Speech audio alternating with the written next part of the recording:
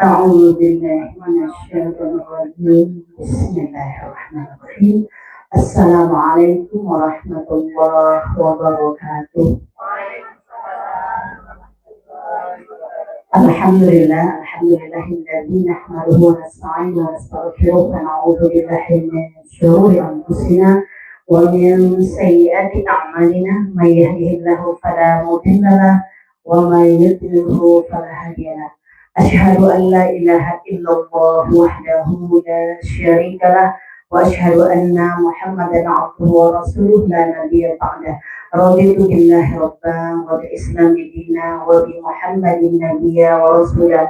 لا إله إلا الله الحليم الكريم لا إله إلا الله العلي العظيم لا إله إلا الله رب السماوات السبع ورب العرش الكريم لا إله إلا الله الحليم الكريم سبحان الله تبارك الله رب العرش العظيم والحمد لله رب العالمين.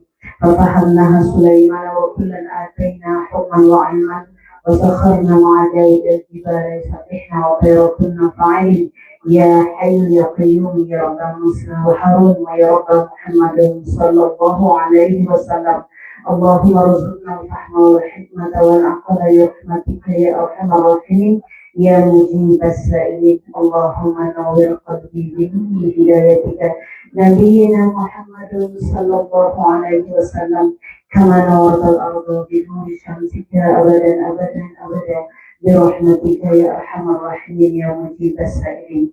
Alhamdulillah hari ini di penghujung Rabiul Awal kita insya Allah bertemu kembali pada hari ini dan kita akan coba kembali menggali apa yang menjadi ikhtiar kita untuk kita mendapatkan syafaat kelak di yaumil qiyamah, yang mendapatkan syafaat dari baginda mulia Muhammad sallallahu alaihi wasallam. Kita mengetahui bahwa keringanan-keringanan yang Allah beri kepada hamba-hamba Allah, khususan kepada umat Nabi Muhammad sallallahu alaihi wasallam, itu adalah keringanan yang sangat istimewa. Kekurangan-kekurangan yang ada di sana sini itu insya Allah akan tertutupi dengan berkah mencintai Nabiullah yang mulia Muhammad sallallahu alaihi wasallam. Dan sebab itu kesempatan yang sangat berharga ketika kita hidup diberi waktu oleh Allah Subhanahu wa taala, marilah kita terus menggali apa yang membuat kita menjadi ringan, menjadi mudah, menjadi sesuatu yang sangat didambakan oleh semua manusia ketika nanti berada di padang mahsyar, yaitu mendapat keringanan dari Muhammad sallallahu alaihi wasallam. Dan tentunya ini adalah semua hidayah dan petunjuk dari Allah Subhanahu wa taala. Makanya kita mengatakan bahwa dalam Al-Quran soal Al-Fat Allah mengatakan inna arsalnaka syahidan wa mubasysyiran wa nadhira litu'minu billahi wa rasulih wa tu'azziru wa tuwaqqiru wa tusabbihuhu bukratan wa asila. Maka sesungguhnya Allah mengirimkan Muhammad sallallahu alaihi wasallam untuk apa? Untuk kita imani. Untuk kita imani dan Allah kita imani, Rasul kita imani, dan marilah kita kuatkan, kita besarkan. Ya, kemudian kita sucikan Allah pagi dan petang. Karena ini adalah menjadi satu persyaratan mutlak untuk kita mendapat syafaat kelak di yaumil akhir. Jika di dunia mungkin kita belum mendapatkan syafaat, masih ada waktu untuk bertobat. Tapi ketika di yaumil akhir tidak mendapat syafaat, tidak ada kata untuk mengulanginya lagi. Nah, kita berharap kepada Allah Subhanahu wa taala di Jumat berkah mulia ini, terlebih lagi kita berada di bulan Rabiul Awal. Semoga Allah Subhanahu wa taala Zat yang Maha mendengar, inilah ikhtiar kita untuk mendapatkan syafaat dari baginda mulia Muhammad sallallahu alaihi wasallam. Kita ulangi sedikit. Yang pertama kemarin adalah bagaimana kita mentauhidkan Allah Subhanahu wa taala dengan ikhlas. Ya, bahwasanya orang-orang yang mentauhidkan Allah la ilaha illallah, tapi dia mengucapkan kalimat tauhid dengan ikhlas, dengan benar, baik ucapannya, baik kalbunya, baik amal perbuatannya. Karena ikhlas itu artinya benar dan membenarkan, bukan rela. Jadi ikhlas itu benar dan membenarkan. Fa'lam annahu la ilaha illallah. Yang pertama. Kemudian yang kedua kemarin adalah dengan memperbanyak selawat. Allahumma shalli ala sayyidina Muhammadin abdika wa rasulika nabiyil ummi wa ala alihi wa sahbihi wa sallim taslima.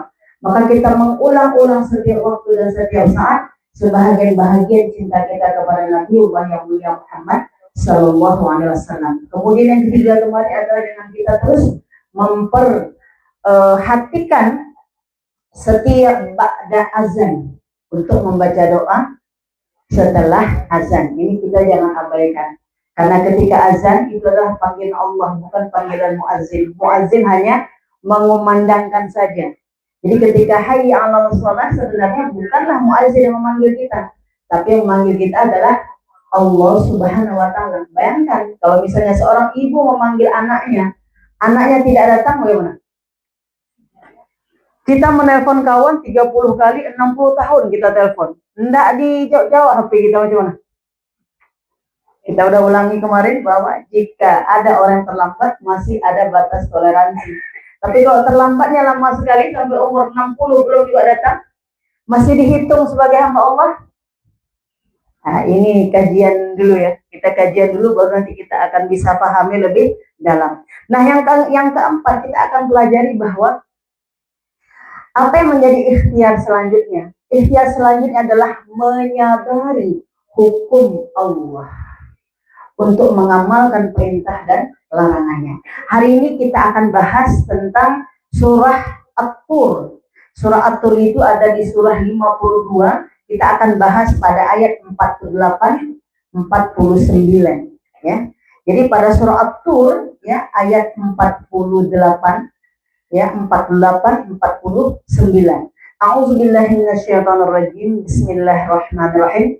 Wasbir li hukmi rabbika fa innaka bi'ayunina wasabbih bihamdi rabbik hina taqum. Allah mengatakan bahwa dan bersabarlah engkau wahai Muhammad. Ya Rasulullah diperintahkan oleh Allah bersabar terhadap apa? Terhadap hukum Allah. Nah, kalau kita kaji Rasulullah yang paling sabar kan? Karena Rasulullah yang paling sabar. Ayat ini sebenarnya umum sekali untuk menyampaikan kepada baginda yang mulia ya, bahwa orang-orang kafir pada waktu itu teramat banyak yang tidak mau mengikuti. Karena kita lihat ketika Rasulullah 13 tahun kurang lebih ya ketika berada di kota Mekah ya tidak sampai 150 orang yang bersamanya. Ya Bu ya? Tidak sampai 150 orang ya bersamanya. Bahkan ketika disuruh hijrah ke kota Madinah, maka mereka juga tidak mau berhijrah. Maka kalau kita kaji-kaji diri kita di akhir zaman ini, berulang-ulang pun misalnya di WA disampaikan, jangan ini, jangan itu. Tapi itu dilakukan lagi apa enggak? Tetap dilakukan. Gitu ya, berulang-ulang. Makanya seperti kita menutup aurat ini, kali keberapa kita baru menutup aurat. Ingat ya Bu kan? Kali keberapa kita baru sempurna menutup aurat. Ya kan? Pakai buka, gitu ya. Sholat rawatib. Yang keberapa kita baru konsisten, baru istiqomah untuk sholat rawatib. Di kali keberapa, di umur berapa? Iya kan Bu? Umur berapa ada yang jawab? Umur 50. Berarti umur 49 dari 15 ke 49 kemana? Ya kan Bu? Jadi seperti itu. Kita baca Quran, baca surah Al-Kahfi misalnya di hari Jumat. Umur keberapa baru konsisten baca? 40. Syukur masih hidup di umur 60. Kayak gitu kan? Nah, ini disebutkan untuk Rasulullah, fasbir, bersabarlah engkau Muhammad. Ayat ini, ayat di atasnya, kenapa dikatakan kepada Rasulullah bersabar? Karena kaum musyrikin sangat banyak membangkang Rasul, bahkan diajak untuk menyembah Allah, diajak dikasih makan, dikasih minum, dikasih istana di surga nanti, di dunia diberikan penghormatan yang tinggi, salamun alaika, tetapi mereka tetap menghalangi Rasul dan ingin membunuh Rasul.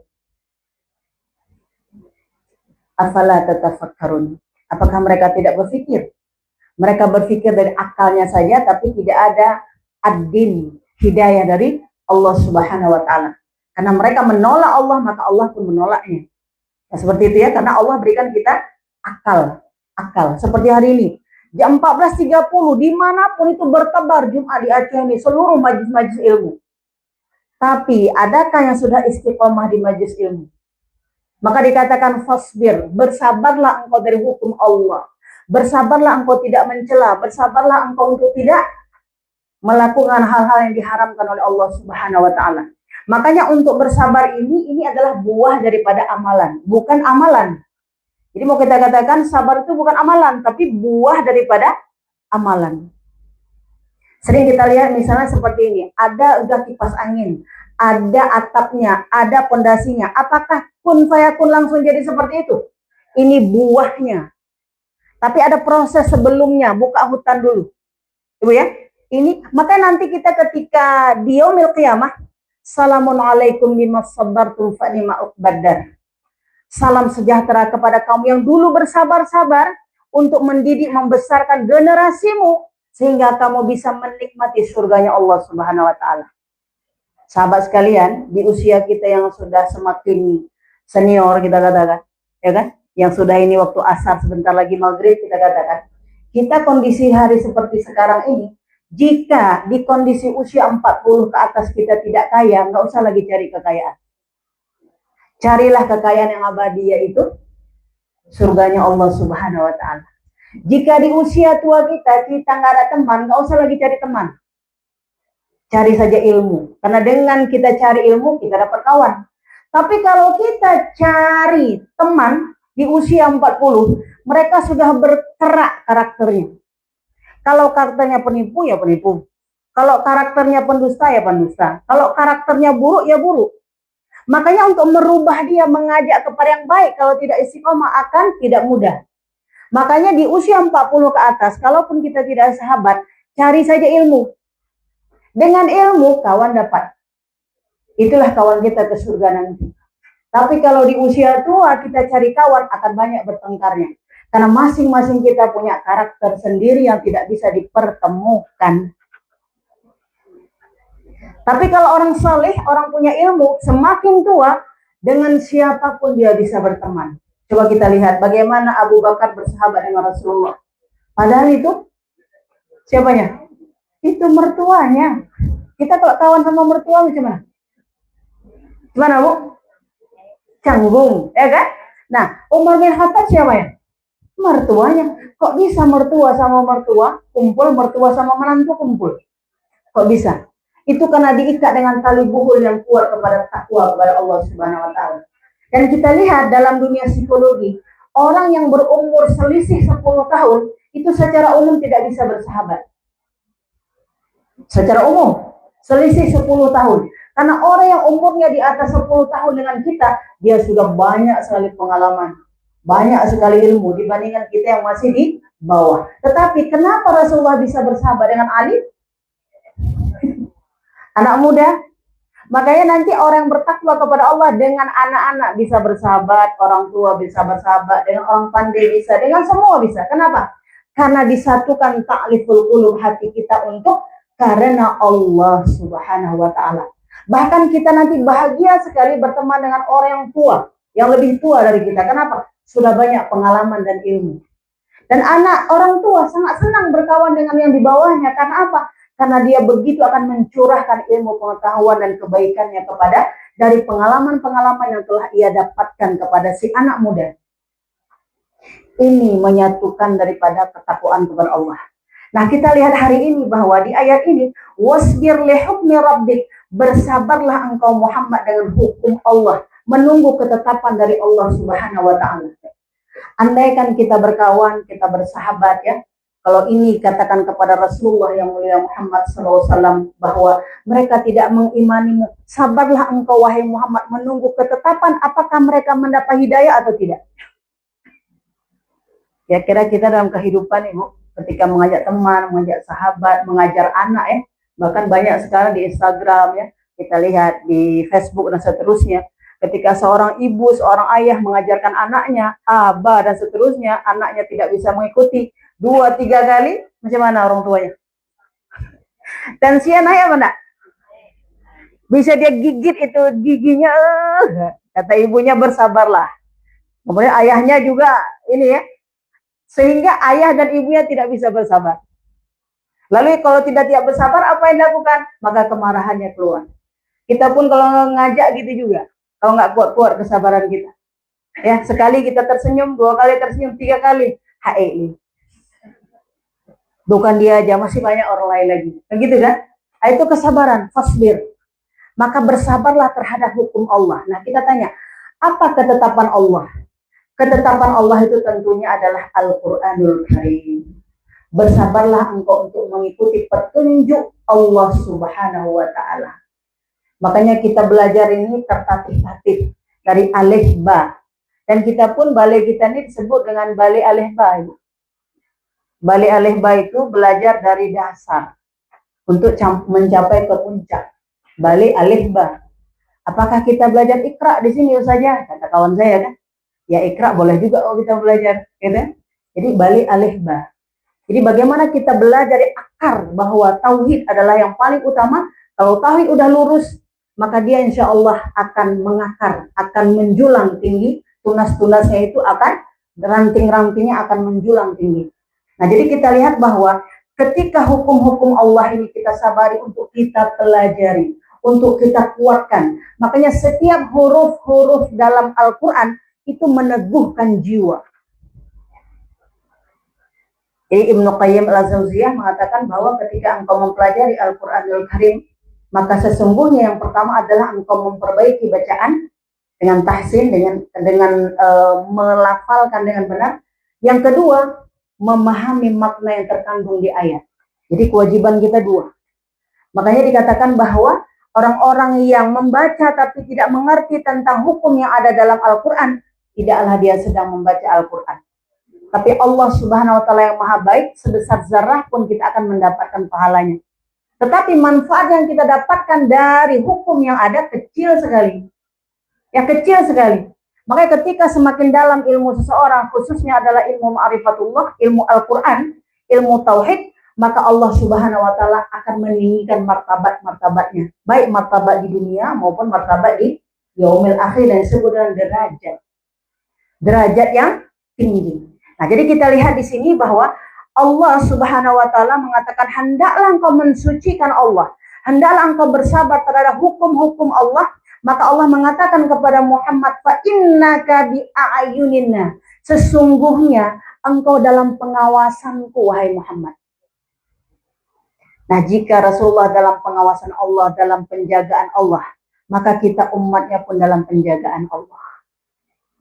Makanya orang-orang yang ahlul Quran itu disebut dengan keluarga Allah di bumi. Keluarga Allah di bumi akan mempertahankan hukum-hukum Allah.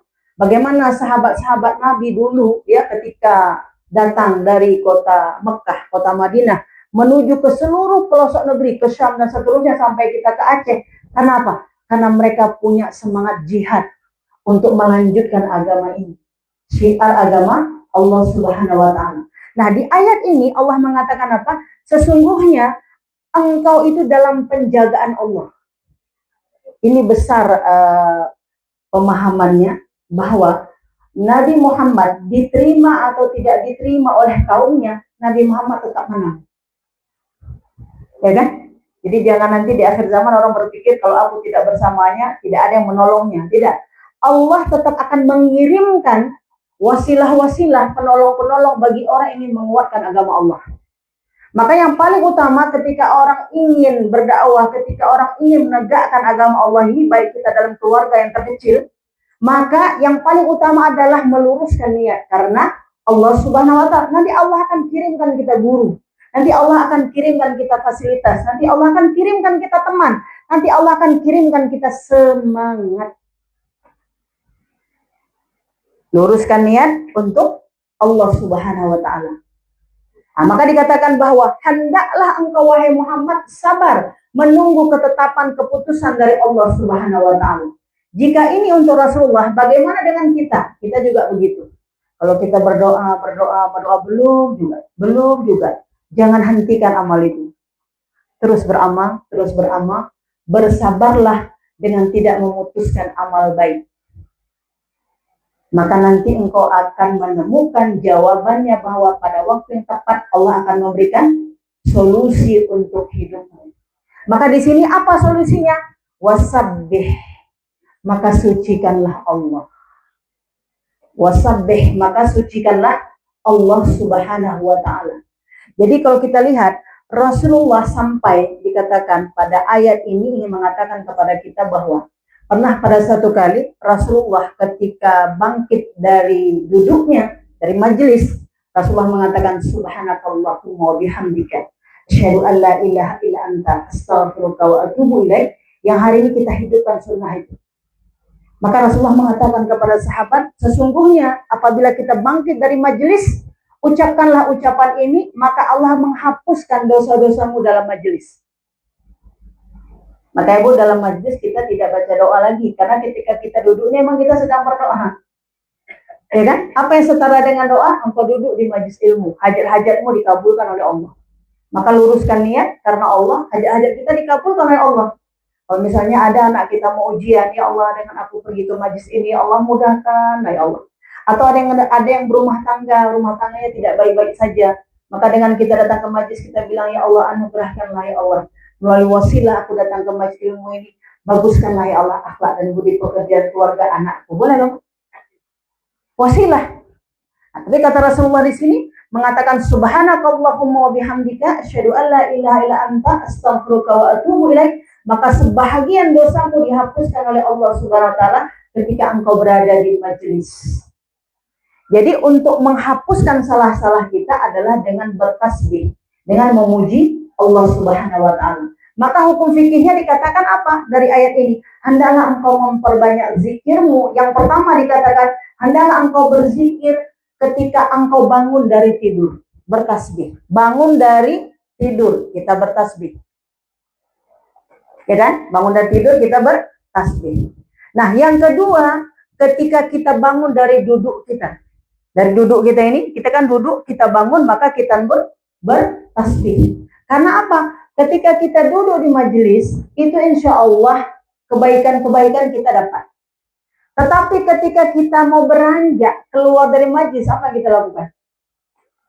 Kita balik kepada seperti ikan, kita masukkan kembali ke dalam air. Kita balik ke akal kita sendiri. Kalau kita suka merepetlah kita. Kan Bu? Kan gitu ya. Ini kan kita di majelis kan diberikan ilmu gitu ya. Makanya banyak ketika tidak di sini, ya tidak di sini. Saya hanya mencontohkan saja. Ketika kita wirid yasin contoh, secara umum ya wirid yasin. Wirid dikasihlah kue segala macam. Udah, masuklah dia ke mobilnya pulang sambil pulang. Bu, bakwannya kurang enak tadi ya. Kurang enak, kurang renyah bakwannya. Kayak gitu kan? Kata temannya tadi, bakwan yang mana? Yang ujung sana. Itu aku yang bawa. Astagfirullahaladzim. Enak Bu, enak. Mungkin saya udah kena air atau ini. Betul ya nggak dia? Kau turun di sini. Belum sampai ke rumahnya. Kau turun di sini. Bu? Itu karakter kita. Itu nggak bisa kita sembunyikan. Makanya ketika datang ke majelis dikikis. Hari ini kalau angka 10 kurang jadi 9. Besok ya jadi 8,5. Besok jadi 8. Lama-lama habis. Bertasbih kepada Allah. Makanya semakin kita istiqomah, dia akan terkikis habis. Tapi kalau tidak istiqomah sesekali, muncul lagi. Dia seperti yang dulu lagi. Ya kan, kalau kita tidak istiqomah. Maka di sini katakan sucikanlah Allah Subhanahu wa taala. Jadi ada 3 zikir di sini yang diperintahkan secara hukum fikih kepada kita. Yang pertama adalah engkau berzikir kepada Allah ketika engkau bangun dari tidurmu. Kemudian yang kedua adalah ketika engkau bangun dari dudukmu. Tapi duduk ini maksudnya adalah duduk di majelis ilmu. Maka hadis inilah yang hadis subhanakallahumma wa bihamdika asyhadu an la ilaha illa anta astaghfiruka wa atubu ilaik. Kadang-kadang ada teman yang terlambat mata kita. Tabenya yang terlambatnya, tabe. Tapi dia nggak ucapkan di mulutnya, di hatinya saja. Atau ada teman yang pakai baju hitam, dia bilang, nyantakan jempolnya hitam, 3 bukalan hitam, mana lain? Ya kan? Atau ada teman yang lipstiknya tebal sekali, dia bilang, kemajuan layak seperti itu, bicara gitu ya. Nah itu kalau ada dosa-dosa di majelis, lalu kita ikut sama-sama bilang subhanakallahumma wa bihamdika asyhadu an la ilaha illa anta astaghfiruka wa atubu ilaik. Insyaallah di majelis itu aja dosanya. Setelah keluar dah habis lepas.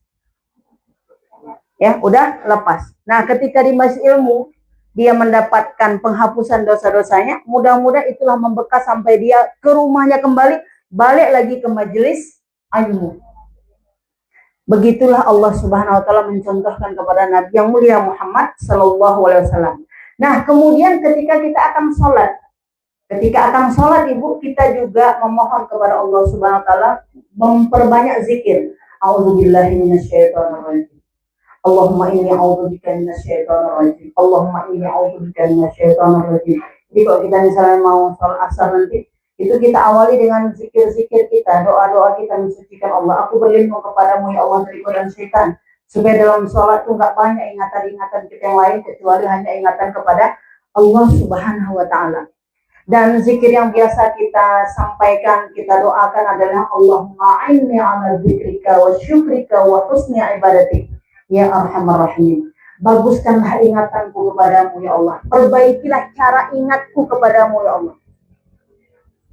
Ya, Allahumma inni ala dzikrika wa syukrika wa husni ibadatik. Baguskanlah cara ibadahku, cara ingatanku kepadamu ya Allah. Itu kita minta kepada Allah Subhanahu wa taala. Ya, setiap kali kita mau sholat. Jadi kalau kita lihat berdoa sebelum sholat, berdoa sesudah sholat, yang paling utama memang berdoa sebelum kita sholat tuh kita berdoa untuk kita bisa lurus ingatan hati pikiran kita, dan kemudian di dalam sholat itulah yang terbaik, dan di luar sholat itu tambahan saja. Di luar sholat itu tambahan, karena sholat itulah doa. Sholat itulah doa. Maka di dalam sholat itu yang terbaik. Dan ucapan sholat itu jika kita maknai, seluruhnya sudah masuk di dalamnya. Seperti kita mengatakan, Subhana rabbiyal a'la wa bihamdi, maha suci engkau ya Allah, maha tinggi engkau ya Allah. Kita maknai, aku ini lemah ya Allah, kuatkanlah aku. Aku ini dhaif ya Allah, bantulah diriku ya Allah. Kan gitu ya, berilah aku kekuatan sesuai dengan persoalan kita masing-masing. Aku ini ya Allah lama kali pahamnya, pahamkanlah aku. Tapi ucapan kita tetap Subhana rabbiyal a'la wa bihamdi.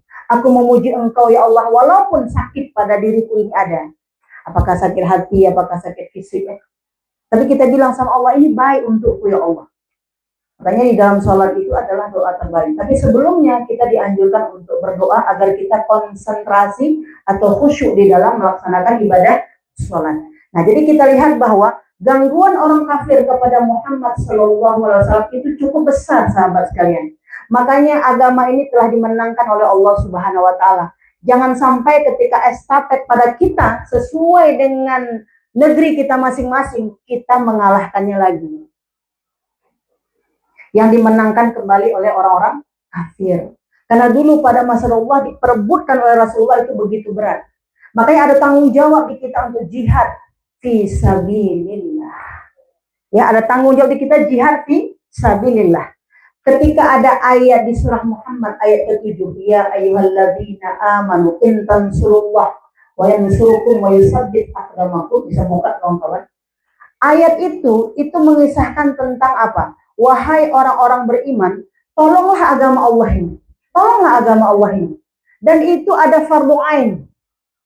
Jadi Ibnu Qayyim al-Jauziyah mengatakan di situ adalah sabarnya seorang muslim terhadap mengembangkan agama ini ada fardu ain. Kalau empat ini ada 13 dia. Kita nggak usah bahas 13 ini. Panjang kali ya. Waktu kita hanya berapa menit saja.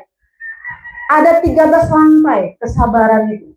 Jihad itu. Maka dikatakan ada 4 yang dasar. Apabila 4 dasar ini tidak engkau miliki, tidak dihitung Rabbani. Apa Rabbani? Hamba Allah. Semoga Allah menyelamatkan kita dan seluruh keturunan kita. Yang pertama dikatakan, ya ayyuhalladzina amanu in tansurullah. Tolonglah Allah, tolonglah agama Allah. Yang pertama apa? Hendaklah engkau terus sabar dalam belajar. Semua kita ada semangat belajar.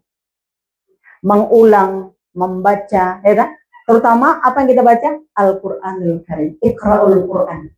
Karena nanti ya'ti yaumul qiyamah bahwa syafi'an li ashabi. Sesungguhnya kata Allah, bacalah Al-Qur'an itu karena ternyata bacaan itu meneguhkan jiwa. Jadi kalau ada jiwa-jiwa kita yang lemah, kita baca Quran, itu jiwa kita akan teguh. Kalau hari ini ada persoalan, keadaan, kita baca Al-Quran, itu membuat kita ingat kembali akan sejarah bagaimana Rasulullah begitu teguh dan begitu kuatnya. Maka kita pun akan dapat serpihannya. Rasa nggak kawan-kawan? Kalau kita ngaji, kondisi kita lagi sedih, ada masalah, kita ngaji. Gimana keadaannya? Kita udah tenang. Ya, kita tenang kan gitu ya. Solusi kadang belum dapat, tapi kita udah tenang duluan. Itu diberikan oleh. Maka belajarlah engkau untuk membacanya secara lancar. Dan sangat diperintahkan dalam belajar itu talaki. Berjumpa dengan guru. Jadi ada orang bertanya ke saya, saja kalau kita misalnya ikut-ikut YouTube tuh boleh nggak belajar? Boleh. Tapi ibarat makanan Bu, dia hanya sebagai tambahan saja.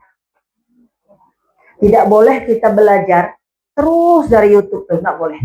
Karena kita datang ke majelis ilmu, banyak sekali ibrah yang bisa kita ambil. Memandang guru, melihat teman, ya kan?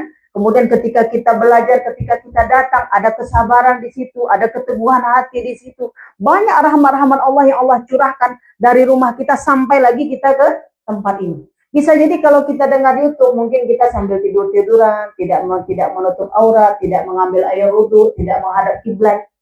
Tapi kalau kita di sini dengan menutup aurat, kemudian kita bersuci dulu, bisa jadi setelah sholat zuhur kan, kemudian kita baru mulai, ada hari-hari yang dikhususkan lagi, ada waktu yang dikhususkan, kayak gitu kan. Ada lagi misalnya infaknya, ada ini, ada itu banyak yang kita dapatkan. Dan berjumpa langsung, dia berbeda. Makanya dikatakan orang yang bertalaki, berjumpa langsung dengan guru, itu derajatnya ditinggikan oleh Allah. Bukan ditinggikan oleh guru, ditinggikan oleh Allah Subhanahu wa Ta'ala. Kita udah kisahkan kemarin tentang Sibyan. Bagaimana dia begitu jauhnya pergi ke halaqah Rasulullah, maka ketika wafatnya datang, dia mengatakan, kenapa tidak lebih jauh lagi ya Allah? Kenapa tidak lebih jauh lagi ya Allah? Kenapa tidak lebih jauh lagi ya Allah? Ternyata dia datang ke majlis halaqahnya Rasulullah, itu adalah ketika dari ibadah subuh sampai waktu duha, itu berjalan kaki. Nah, kalau kita ibaratkan sekarang, kalau 2 jam dari mana ya? Dari Silimum. Kalau Sibrah belum juga ya? Sibrah berapa menit? 15 menit? 20 menit? Loknga berapa menit? Nah, jadi kalau ada misalnya yang datang dari Sigli, datang kemari, 2 jam misalnya kan? Nah, berarti nanti dia waktu mau sakratul maut, dia bilang, kenapa nggak lebih jauh lagi Allah? Kenapa nggak lebih jauh lagi? Tapi kalau sekarang kita bilang, ya Allah, jauh tak tuh. Ya Allah, ke ujung negeri. Bu, ada mulut kita pernah bilang, kalau ada majelis ilmu kita bilang, jauh kali lah. Ada kita bilang, hati-hati dengan ucapan itu. Karena Allah memberikan kita hidayah sebesar-besarnya, kita sedang tolak. Kita sedang tolak, hati-hati. Tapi kalau kita tidak mempelajari ini, seakan ucapan itu biasa saja. Itu biasa. Padahal itu ucapan kalau tidak engkau hentikan, maka surga tidak bisa bertemu denganmu. Karena dulu para sahabat berjalan kaki, sekarang kita udah ada roda 2, roda 4, roda 3. Walaupun kita bilang, ya Allah sabarnya lah ibu ya, roda 3 ditunggu segala macam. Nah, itulah nanti kepuasannya di yaumil akhir. Sesuai dengan kepayahan masing-masing. Jadi kita lihat bahwa Islam ini dimenangkan dengan kesusahan. Makanya orang yang banyak susahnya ketika di dunia, itulah nanti orang paling senang di yaumil akhir. Makanya mata yang berjaga-jaga belajar, itu nanti mata yang paling berbinar-binar di yaumil qiyamah. Tapi kalau mata tiap malam yang tidur tiap malam, tidak ada dibuka buku, tidak ada dibuka pelajaran, itu yang paling mencekam nanti di yaumil qiyamah. Jadi kita udah ada soal-soalnya itu sama kita. Jadi yang pertama adalah orang yang berjihad di jalan Allah, fardu ain, belajar hukum Allah. Maka kita lihat Bu, ada nggak waktu kita terus belajar memperbaiki bacaan dan seterusnya, itu menjadi kewajiban fardu ain. Dan apabila kita melakukan, ternyata anugerah itu bukan terjadi pada kita saja, tapi seluruh generasi dan anak cucu kita. Jadi bukan kita saja, waktu kita melakukan kebaikan, kebaikan itu akan terus kepada anak cucu kita. Maka dikatakan sebahagian kata-kata pepatah, bahwa pohon itu ketika ada buahnya jatuhnya tidak jauh dari, ya kan, buahnya jatuh. Kalau kelapa jatuh, berarti jatuh di bawah pohon kelapa. Nggak mungkin kelapa itu jatuh di bawah ke pohon apel sana, nggak mungkin. Ya kan Bu? Karena akan mengikut, itu adalah rahmat. Maka dikatakan wa yusabbit aqdamakum, belajar. Nah kemudian setelah kita belajar, kita setelah belajar ada niat untuk mengajar. Jadi nggak boleh kalau kita belajar hanya untuk diri kita, nggak boleh. Itu cara untuk memperjuangkan agama Allah. Makanya Ibu, jika kita pandai masak kuah peliu, tidak boleh kita sendiri yang pandai, kita ajarkan orang. Tapi kok ilmu konvensional, kalau kamu pandai jangan ajarkan orang, nanti nggak laku kamu punya.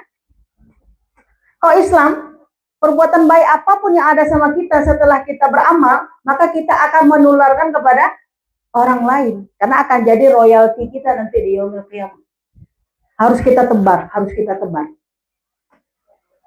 Nah, jadi setelah kita belajar, maka kita mengajar.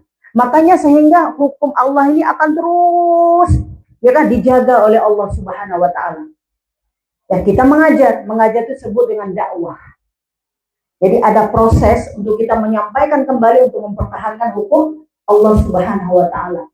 Nah, untuk itulah kita diperintahkan oleh Allah Subhanahu wa taala untuk terus meyakini yang kita dakwahkan itu adalah benar, yang kita sampaikan itu adalah benar. Makanya dari belajar tadi Allah Subhanahu wa taala akan memberikan apa? Syafaat. Makanya dari sinilah bahwa Allah Subhanahu wa taala akan mengatakan kepada kita bahwa sesungguhnya apa yang kau sabarkan dulu di dunia, engkau akan mendapatkan nikmat yang sesungguhnya tidak saja dirimu, tapi seluruh generasimu akan diselamatkan oleh Allah Subhanahu wa taala. Nah, kemudian yang selanjutnya, jihad fardu ain itu adalah ketika kita berdakwah, kita harus sabar dalam berdakwah. Jadi kita belajar tadi ya, kita belajar, kemudian kita mengamalkannya, maka kita mendakwahkannya.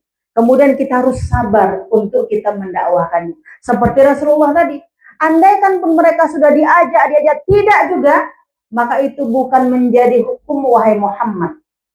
Maka bersabarlah engkau wahai Muhammad menunggu keputusan dari Allah Subhanahu wa taala bahwa apakah mereka beriman atau tidak beriman. Karena itu bukan bahagian otoritas kita, tapi otoritas dari Allah Subhanahu wa taala.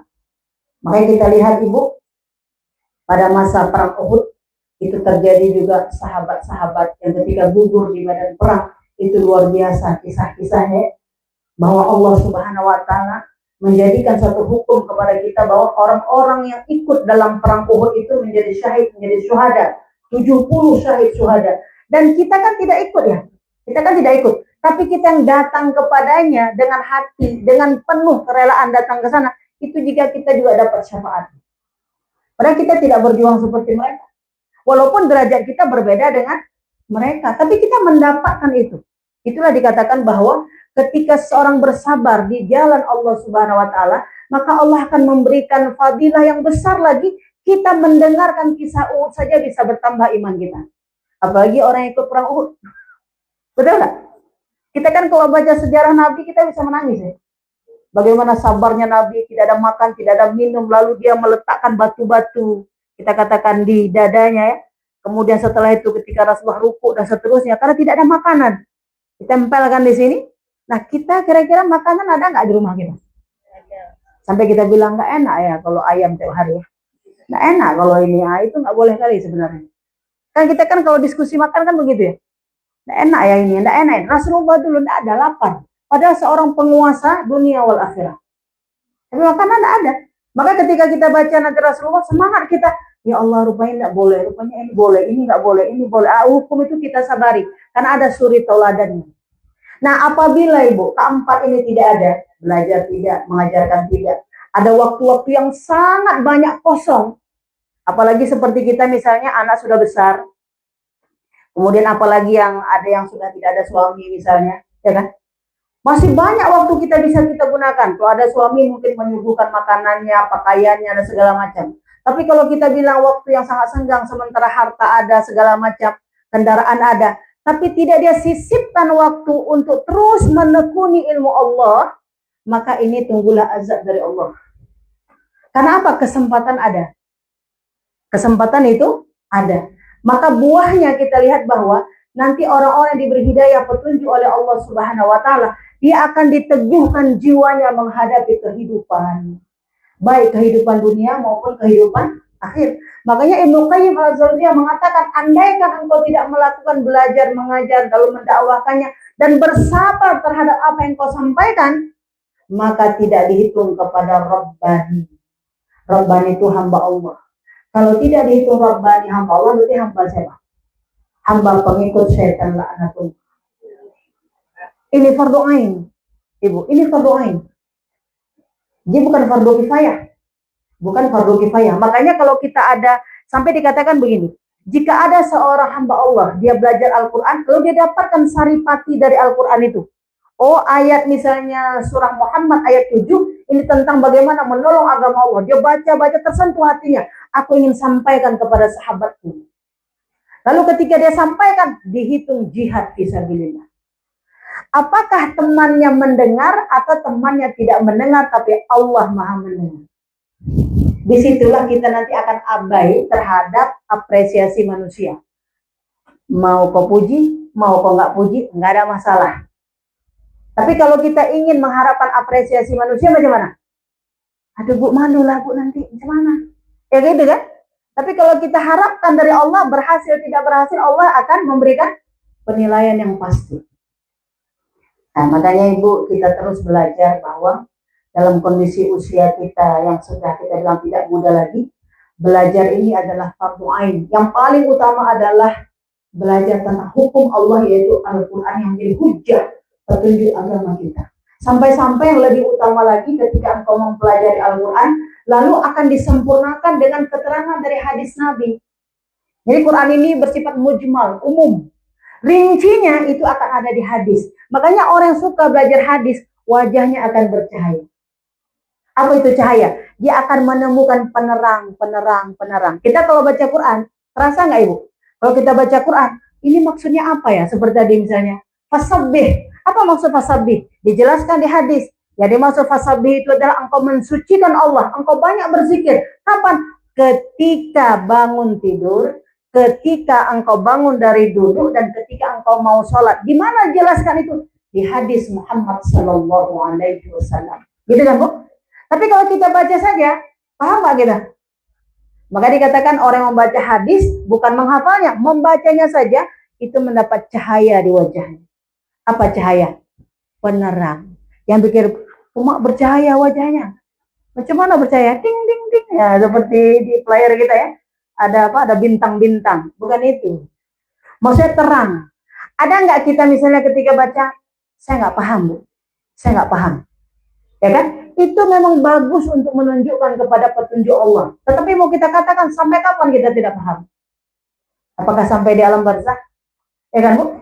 Kemarin saya ngisi satu kajian. Ada seorang ibu mengatakan, Ustazah, mana lebih utama, sholat taubat apa sholat tahajud apa sholat wudhu? Rasulullah tidak pernah meninggalkan sholat tahajudnya setelah surah Al-Muzammil. Ya ayyuhal muzammil, qumil laila illa qalila. Asbabun nuzul ayat itu adalah Rasulullah SAW begitu sangat susah kepalanya melihat orang di sekitar Ka'bah Baitullah. Itu semuanya luar biasa akhlaknya, akhlak buruknya, membunuh, mabuk, segala macam itu luar biasa. Rasulullah susah, naiklah Rasulullah ke Gua Hira. Setelah itu turunlah Al-Quranul Karim pada 17 Ramadan, lalu sampai kepada surah Al-Muzammil. Di surah Al-Muzammil itu adalah surah Makkiyah, turun di kota Mekah. Maka setelah Rasulullah turun ayat, Rasulullah tidak pernah lagi meninggal qiyamul lail, salat tahajudnya. Nah, jadi kalau kita ingin ambil sunnah dalam ibadah, bagaimana kita dapat syafaat kelak di yaumil akhir, kita tidak meninggalkan ibadah itu. Makanya dalam surah Al-Isra itu ya, Al-Isra 79, maka fatahajjat bina filatan lak asa ayyab azaka rabbuka maqaman mahmudan. Dikatakan oleh Ibnu Abbas radhiyallahu anhu bahwasanya apabila dalam Al-Qur'an ada kata asa ya, ingat catat, asa itu harapan. Kalau di luar Al-Qur'an, asa itu bisa artinya tercapai, bisa tidak tercapai. Mudah-mudahan. Bisa ya, bisa tidak. Harapan, aku berharap engkau datang. Bisa datang, bisa tidak datang. Aku berharap jadi orang kaya, bisa tidak kaya. Tapi kata Ibnu Abbas, jika itu ada di dalam ayat Al-Quran, ada kata asa, maka dipastikan asa itu adalah kepastian yang pasti dari Allah. Wallahu wa'adun haqqun, janji Allah. Maka ketika fatahajjat bihi nafilatan lak asa ayyab asaka rabbuka maqamman mahmudan. Maka hendaklah engkau wahai Muhammad, ya, bertahajudlah engkau di malam hari. Maka ketika engkau bertahajud, asa engkau akan mendapati Allah pasti akan membuat engkau maqamman mahmudan, tempat yang terpuji. Mana tempat terpuji? Ayat itu khususan untuk Rasulullah. Maqam mahmudah itu adalah tempat yang terpuji nanti di yaumil akhir. Engkau akan memberi syafaat kubra. Bu? Syafaat kubra. Kepada siapa Rasulullah memberi syafaat, kan gitu ya? Ayat itu ke Rasul. Maka Rasulullah nanti diangkat dari seluruh nabi dan rasul, hanya Rasulullah yang bisa memberi syafaat. Maka dikatakan bertahajudlah engkau di malam hari, maka engkau wahai Muhammad akan diangkat derajatmu oleh Allah. Nanti di yaumil akhir engkau akan memberi syafaat. Kita tanya, kalau memberi kan ada yang diberi ya? Sama siapa dikasih? Seperti saya lihat di bawah tadi ada kue. Kue itu kan mau dibagi kan? Bukan mau dibawa pulang lagi kan? Kalau ada kuenya berarti ada yang makan kan? Kalau ada yang memberi syafaat, kepada siapa syafaat diberikan? Kepada umatnya. Kan gitu kan? Kalau kepada umat Nabi Adam kan belum ada dulu. Pada umat Nabi Muhammad SAW. Lalu apa amalannya? Amalannya yaitu tahajud. Maka disebutkan dalam riwayat lain, orang yang sholat malam itu, orang yang sholat tahajud itu berlama-lama, ya kan? Dia kepada Allah Subhanahu Wa Taala, maka dia akan melewati sirat secepat kilat. Biiznillah, dengan izin Allah. Sampai-sampai dikatakan jika engkau ingin melihat ahli surga di rumahmu, lihatlah siapa yang istiqomah salat malamnya. Jadi kalau ada di rumah kita, Bu, ada yang istiqomah nih, bukan kalau susah baru sholat, bukan. Kalau ada masalah baru, enggak. Kalau engkau lihat di rumahmu, ada anggota keluarga yang dia terus salat malam, udah menjadi seperti salat fardunya. Pagi, ya kan? Pagi dia beraktivitas dengan sangat capeknya sampai sore. Zalika fin nahari sabahan tawila. Engkau itu kalau siang hari itu punya kesibukan yang banyak sekali, arisan lah, goreng inilah itu segala macam ya, banyak rapat ini segala macam, banyak sekali. Tapi di malam hari maka dia bertahajud kepada Allah Subhanahu Wa Taala, pastikan itulah ahli surga yang hidup di dunia. Jadi dia adalah ahli surga yang sudah nampak di dunia. Nah, jika ini dikabarkan dengan hujah, dengan ilmu, maka kita mengejarnya benar. Di mall aja 5 kilo kita kejar kadang. Apalagi istana. Kalau teman-teman bilang, Bu, di sana Bu ada rumah Bu, besar ini, cuma Bu harga sekian, 500 juta. Yang betul, yuk kita tengok yuk. Gitu kan? Ini istana surga yang kekal, khalidina fiha abada, kekal selamanya. Jadi kalau engkau melihat ada ahli tahajud, maka di situ asa. Asa itu apa? Pasti, kata Allah, engkau pasti nanti akan memberi syafaat kepada siapa? Kepada orang bertahajud itu. Nah, disitulah makanya kita bilang, bersabarlah engkau tahajud, bersabarlah. Kita kok cerita capek, Bu, mama ini capek mana? Jadi Ibu, capek lah. Orang nggak kerja aja capek, apalagi orang yang kerja. Ya kan? Orang yang bekerja saja, kita bilang tidak bekerja itu capek. Apalagi orang yang kita bilang bekerja, tidak bekerja saja capek. Menunggu waktu sampai dengan datangnya malam. Nah, ini dikatakan bersabarlah engkau wahai Muhammad. Jadi asa itu adalah harapan yang pasti. Makanya cara pintas untuk mendapat syafaat, bersabarlah engkau terhadap hukum Allah, bertasbih, memuji Allah pagi, siang, dan sore.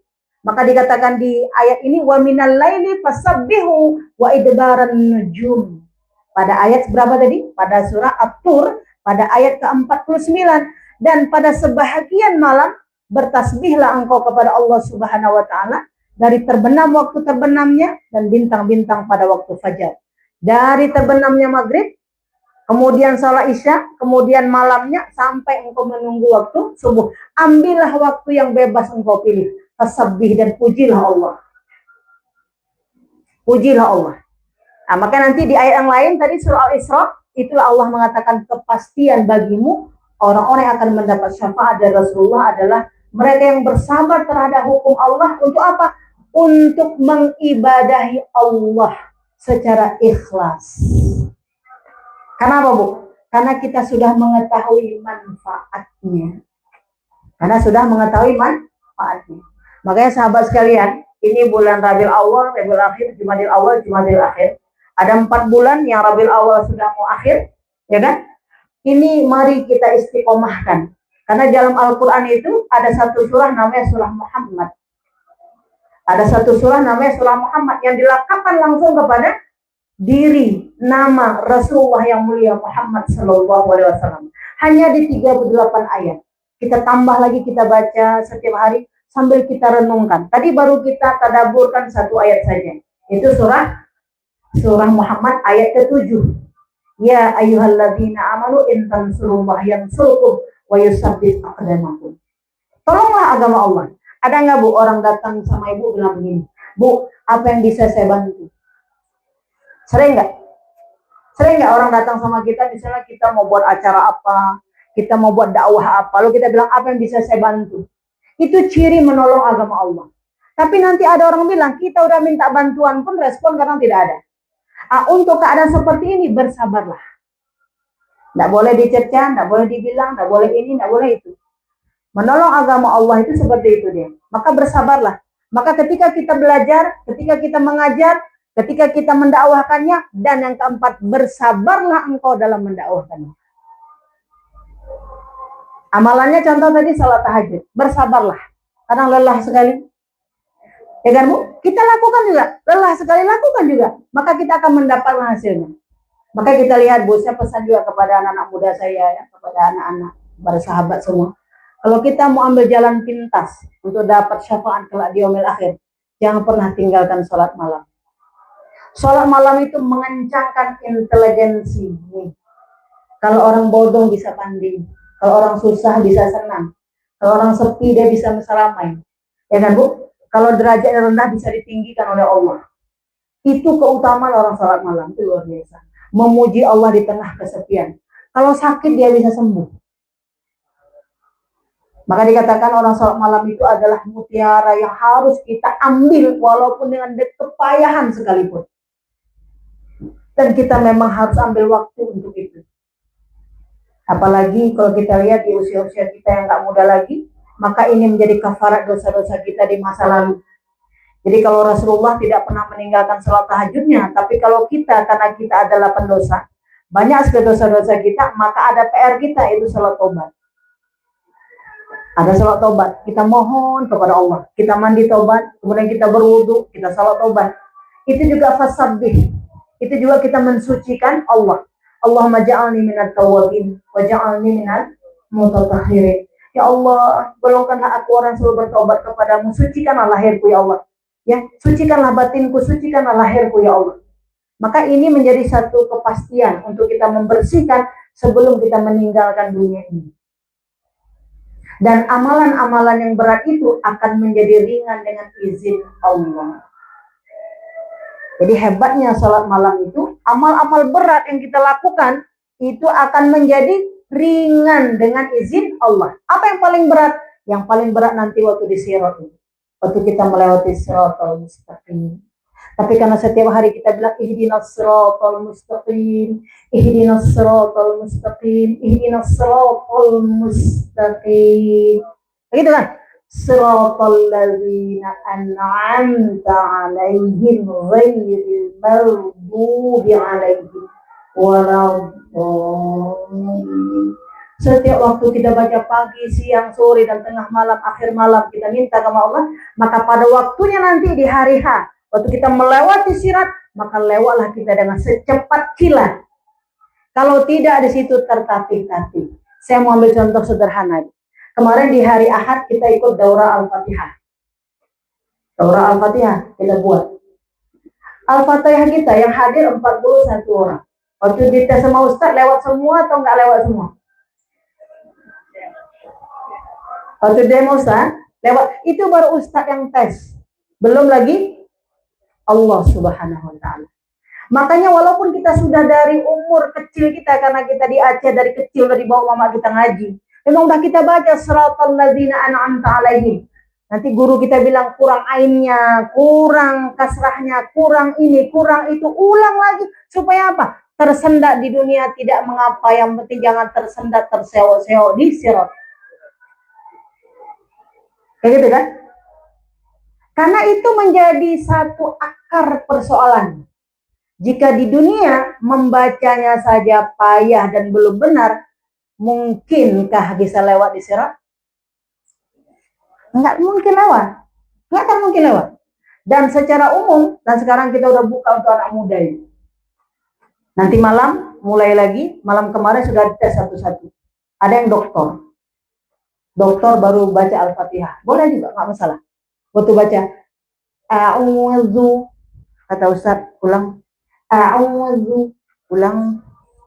Itu baru Ustaz yang suruh, belum lagi Allah yang suruh. Belum lagi Rasulullah yang suruh kan? Itulah, kalau di dunia masih diulang-ulang, kira-kira melewati sirat sesungguhnya diulang mana? Waktu manasik istilahnya, waktu latihan kita suruh ulang, waktu praktek kira-kira lancar mana? Kita aja Bu, yang udah lancar sekali, waktu di hadapan orang ramai masih terbata-bata, apalagi yang masih terbata-bata atau belum kenal. Jadi sahabat sekalian, ketika kita pengucapan belajar itu masih terbata-bata, dipastikan melewati sirat pun seperti itu. Nah kalau kita di depan guru mengulangnya 10 kali, berarti di depan sirat nanti macam mana? Cepat jauh kita tangkap ke sana. Ya Allah, maka kita akan menghabiskan waktu kita untuk bersungguh-sungguh tidak tersendat dalam ucapan agar tidak tersendat dalam amalan. Tapi kalau tersendat dalam ucapan sudah dipastikan akan tersendat dalam apa amalannya? Memang melewati. Maka dikatakan sirat itu adalah setipis-tipis jembatan, setipisnya, selicinnya, setajamnya. Bayangkan Ibu, itu harus kita lewati. Nah, kalaupun nanti kita salat tahajud, yang menjadi rukun tahajud kan baca Al-Fatihah. Mau salat sunnah apapun, rukunnya apa? Membaca Al-Fatihah. Maka dikatakan apa? Setelah engkau salat malam, ambillah waktu untuk belajar. Jadi bukan kita kejar 2, 4, 6, 8, 12 rakaat, bukan. Ambillah 2 rakaat secara bertahap. Setelah itu buka ngaji, lalu tadaburkan ayat Allah. Ulang. Sekarang udah mudah, Bu. Kita berjumpa guru, rekam. Pulang kita dengar balik. Kita ngaji, kita rekam, udah mudah. Semua sudah ada HP sendiri. Kita ngaji, kita rekam. Jangan sudah saja yang kita rekam. Ya kan? Kita menjadi sudes duta sudes juga. Kita rekam suara kita. Supaya waktu kita meninggal, HP kita penuh dengan bacaan Quran 30 juz. Ini kita manfaatkan. Kalau ibu ngaji 1 juz, rekam. Besok juz 2 rekam, juz 3 rekam, juz 4 rekam, Al-Fatihah kita rekam. Waktu kita telah tiada, diambillah HP kita sama anak kita. Kita masih hidup atau sudah meninggal? Kita memang jasadnya sudah mati, maut, mati. Tetapi amal kita masih didengar. Yang nanti di HP kita semuanya selfie. Oh ini waktu mau, ya Allah ini mama aku tuh di bawah pohon ini mama aku waktu di sini, mama aku waktu di sini, mama waktu di sini. Ada yang bisa memperberat amalnya di Siratal Mustaqim? Tidak ada. Tapi kalau bacaan kita ini before, ini after, before, after ya. Ini setelah belajar, ini sebelum belajar, ini setelah belajar, ini sebelum belajar. Yang selama ini orang setelah pergi kemana? Setelah di glow, ini before, setelah pakai malam 3 kali, nah ini hasilnya, setelah ini hasilnya, sebelum ini hasilnya, setelah ini hasilnya. Sekarang ruh, bacaan Quran kita. Jadi kita tes diri kita sendiri, kita dengar guru kita siapa, pilih siapa guru terbaik kita, dengar, berjumpa dengan guru, ini bacaan, sebelum ini bacaan kita. Supaya apa Bu? Terbata-bata cukuplah di dunia saja. Setelah itu Bu, kalau kita terbata-bata lalu kita belajar, apa kata Allah? Wahai Muhammad, syafaatul kubra berilah kepadanya. Jadi kita nantikan, kita bilang sama Rasulullah, ya Rasulullah, aku memang salah ya Rasulullah. Di usia 40 barulah aku tahu, barulah aku bertobat. Di tengah-tengah belajar baru berapa bulan berjalan, innalillah. Bagaimana ini? Gitu kan? Maka apa kata Allah? Sudahlah. Wahai ya malaikat Ridwan, masukkan aja lah dalam surga dia itu. Masukkan aja dalam surga. Satu orang lagi, ya Rasulullah, Aku juga sama umur kayak dia. Tapi kau nggak ikut kan? Nah, masuk kau ke sana sama malaikat Malik. Ini bukan cerita-cerita ibu. Makanya ketika kita baca hadis, ya Allah rahmat Allah luar biasa, ya ayyuhalladzina amanu tubu ilallahi taubatan nasuha asa rabbukum. Asa juga tuh. Kalau kita lihat Bu, lebih daripada 26 kali Allah mengatakan asa dalam Al-Quran. Asa itu apa? Kalau engkau misalnya, ya ayyuhalladzina amanu tubu. Kalau engkau bertobat, kembali kepada Allah walaupun dulu bagaimana bejatnya, kembali kepada Allah, asa engkau pasti mendapatkan Allah, pasti. Jadi kalau tahajud tadi gitu juga, jika engkau dulu tidak melakukan, sekarang sudah istiqomah, asa, maka engkau akan diangkat derajatmu oleh Allah Subhanahu wa taala. Apa diangkat derajat? Terbuka hati kita menekuni hukum Allah ini. Maka dikatakan ditarik keburukan-keburukan yang ada pada sifat-sifatmu. Maka sifat malas akan hilang, sifat putus asa akan hilang, sifat tidak peduli akan hilang. Itu akan ditarik oleh Allah Subhanahu wa taala. Makanya anugerah yang paling besar yang Allah beri kepada seorang hamba adalah ketika dia mau menuntut ilmu. Karena dengan ilmu itu akan terkuat samudra yang sangat luas. Yang pertama, kita memahami kekurangan kita. Coba lihat, adakah orang belajar yang dia merasa ilmunya bertambah? Orang belajar itu dia merasa kurang. Ya kan? Tapi kalau orang nggak belajar bilang, nggak tahu aku itu. Udah belajar dulu Bu, udah. Itu pun udah juga. Nah, itu masih dangkal. Tapi kalau orang udah belajar, dia mengatakan, ya Allah, kenapa tidak hidup lebih dulu lagi? Kenapa tidak lebih dulu lagi? Kenapa tidak lebih dulu lagi? Seperti yang datang ke halaqah Rasulullah tadi. Maka rahmat Allah yang paling besar ya, ketika dikatakan bahwa bertasbihlah engkau kepada Allah Subhanahu wa taala. Maka di sini disebutkan bahwa orang-orang yang akan dapat syafaat kelak di yaumil qiyamah, ikhtiar kita adalah dengan terus bersabar. Apapun kondisinya, sakitkah kita, kurang sehatkah kita, jauhkah kita harus belajar agar kita terlepas daripada fardhu ain tentang menolong agama Allah. Kita Bu akan menjadi guru di tempat kita masing-masing, minimal di rumah kita masing-masing. Ya, kita akan menjadi guru di tempat kita masing-masing. Makanya pernah dulu pada masa Rasulullah, ketika seorang Arab Badui lah kita katakan, maka dia melewati Ka'bah. Ketika melewati Ka'bah, maka dia mengatakan, ya Karim, ya Karim, ya Karim, ya Karim, ya Karim. Maka ada seorang laki-laki tersenyum. Ketika tersenyum, dia katakan, akan kulaporkan engkau kepada nabiku Muhammad sallallahu alaihi wasallam. Nabi Muhammad tersenyum, akulah Muhammad sallallahu alaihi wasallam. Maka memeluknya dan mengatakan, kenapa engkau mengucapkan ini? Di sana, di kampung saya lah yang paling pandai. Nggak ada orang lain, makanya aku bisa cuma bilang ya Karim. Makanya ketika melewati Ka'bah Baitullah, dia hanya bilang ya Karim, ya Karim, ya Karim, ya Karim.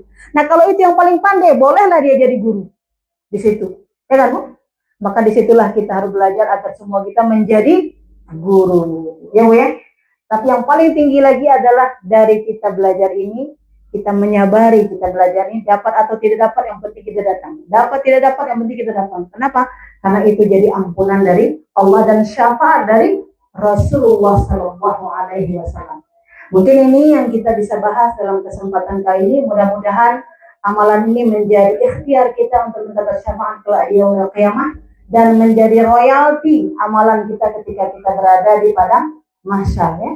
Subhanakallahumma wa bihamdika asyhadu an la ilaha illa anta astaghfiruka wa atubu ilaik.